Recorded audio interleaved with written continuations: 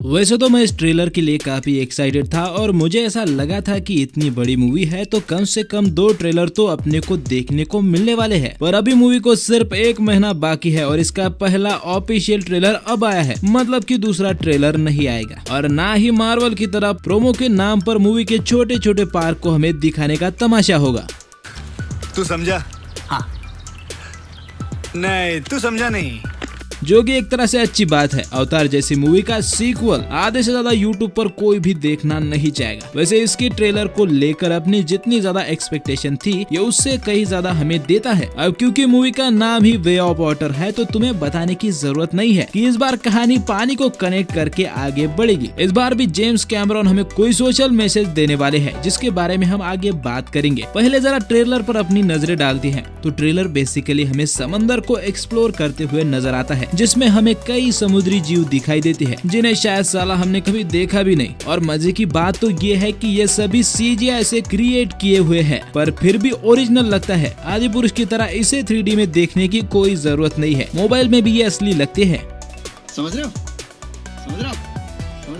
और पहली मूवी में हुई घमासान जंग के बाद अब कहानी 10 साल आगे बढ़ चुकी है। जैक और नेत्री के बच्चे भी हो गए हैं और वो प्रेग्नेंट भी है। अब तक जैक ने बड़े आराम से जिंदगी जी है लेकिन अब उसका अतीत फिर से उसके सामने आने वाला है, मतलब कि कोलोनाल यानी कि ये सन की आर्मी मैन फिर से उससे लड़ने आने वाला है। साला बड़ा ढीठ है, मरने के बाद भी पीछा नहीं छोड़ता। ऐसा कहा जा रहा है कि इस बार वो अवतार बन के जैक के सामने आने वाला है, मतलब कि अवतार से अवतार टकराएगा। बड़ा जंगी सामना होगा भाई। अब ट्रेलर में एक बहुत ही इंटरेस्टिंग बात यह है कि जैक की बेटी किसी से पर्सनली कनेक्टेड है, उसकी धड़कन सुन सकती है और मुझे पर्सनली ऐसा लगता है कि वो और कोई नहीं बल्कि देवी इवा ही होगी। नाम सही ले रहा हूँ ना मैं, क्योंकि बहुत साल हो गए इस फिल्म को देखे हुए, तो नाम में गलती हुई तो कमेंट में जरूर लिखना। तो हाँ, वो युवा जो उनके नेचर का ख्याल रखती थी, हमने पिछली वाली मूवी में देखा था। अब क्योंकि अपडेट ऐसे भी है कि पिछली बार जो डॉक्टर कीरी मरी थी वो जैक की बेटी बन के आ रही है, तो हो सकता है कि ये वो ही हो। और क्योंकि पिछली बार कीरी को माँ इवा के पास भेजा गया था या फिर ऐसा ही कुछ किया था, तो मरने से पहले उसने जैक से कहा था कि वो देवी इवा को देख पा रही है और वो वाकई में है। तो मुझे पर्सनली ऐसा लगता है कि वो तभी से माता इवा से जुड़ी हुई है और इसलिए उसको महसूस भी कर पाती है और शायद उसके पास नेचर की कोई खास पावर भी है जो कि हमें ट्रेलर में एक जगह दिखती भी है। ऐसा हो सकता है पर कोई गारंटी नहीं है। अब क्योंकि इस बार इंसानों ने खुद उनके सामने अवतार और रोबोट्स लड़ाई के लिए भेजे हैं तो जंग आसान नहीं होने वाली और मूवी में बहुत एक्शन हमें देखने को मिल सकता है।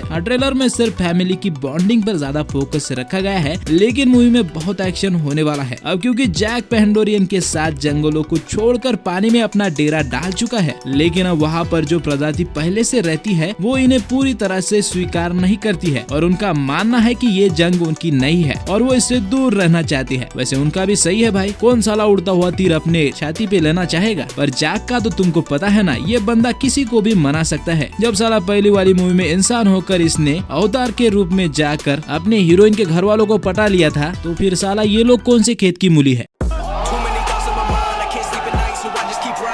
कहने का सीधा सा मतलब ये है कि उस प्रजाति या ग्रुप को भी अपने साथ जैक कर ही लेगा और फिर शायद इनके बीच झगड़े खत्म होंगे और लास्ट में ये एक साथ मिलकर ये जंग लड़ेंगे। अवतार मूवी का दुनिया को अट्रैक्ट करने के पीछे का सबसे बड़े 2 कारण है। एक तो है जेम्स कैमरॉन का यूनिक आइडिया जिसने हमें ये दिखाया है कि इंसान भी भविष्य में हरामी हो सकता है। जरूरी नहीं है कि और ग्रह से एलियन आकर हम पर हमला करेंगे, फ्यूचर में ऐसा भी हो सकता है कि हम ही अपनी लालच के लिए हरामीपन पर उतर आए। और दूसरी सबसे बड़ी बात है इसकी विजुअल। जेम्स कैमरॉन ने हमें सीजीआई और वीएफएक्स के जरिए एक ऐसी फिक्शनल दुनिया दिखाई जो आजकल की तनाव भरी जिंदगी से हमें बाहर निकालकर एक अनोखे एडवेंचर पर ले जाती है, भले ही कुछ घंटों के लिए ही सही, और इस उजड़े हुए मन के बाग में बाहर सी आ जाती है और अपने को यही तो चाहिए। वैसे इसके वीएफएक्स और सीजीआई के बारे में बोलने की अपनी औकात नहीं है। मैं सच कहूँ तो सब कुछ इतना परफेक्ट किया गया है कि मुझे बस इसके मजे लेने हैं। लेकिन फिर भी मैं तुम्हारी तसल्ली के लिए तुम्हें बताता चलूँ कि इसका 70 से 80% शूट पानी में किया गया है। जेम्स कैमरॉन ने सोनी के साथ मिलकर एक ऐसा कैमरा बनाया जो फुल फ्रेम डिजिटल मोशन वाला पहला कैमरा था। उन्होंने इसके लिए ऐसी एडवांस टेक्नोलॉजी बनाई जो पहले कभी बनी ही नहीं थी। इसीलिए तो 2014 में आने वाली वे ऑफ वाटर यानी कि अवतार पार्ट 2 2022 में आ रही है। वैसे तो इसके कुल 5 पार्ट आने वाले हैं, इन 2 को छोड़ के 20 दिसंबर 2024 में पार्ट 3, 2026 में पार्ट 4 और फाइनल 2028 को पार्ट 5 आने वाला है। मतलब दोस्तों बिल्कुल तहलका होने वाला है। वैसे तो इस पे बोलने के लिए और भी बहुत सारी बातें हैं, लेकिन फिलहाल के लिए इतना ही। बाकी की बातें हम अगली वीडियो में करेंगे, क्योंकि अवतार पर अभी कम से कम 5 वीडियो तो मैं बनाने वाला हूँ। लेकिन हाँ, तुम इसे मिस कर सकते हो, इसीलिए जल्दी से सब्सक्राइब कर लो और नोटिफिकेशन बेल को ऑल पर सेट जरूर करना, ताकि जब भी वीडियो आए तुमको उसकी नोटिफिकेशन मिल सके। मुझसे अगर पर्सनली जुड़ना ही चाहते हो तो ट्विटर का लिंक नीचे डिस्क्रिप्शन में है, जाकर फॉलो कर सकते हो। सो फिलहाल के लिए इस वीडियो को हम यहीं पे खत्म करते हैं। मिलेंगे अगली वीडियो में, तब तक आप अवतार पार्ट 1 देख सकते हो। मैं भी उसी को देखने जा रहा हूँ।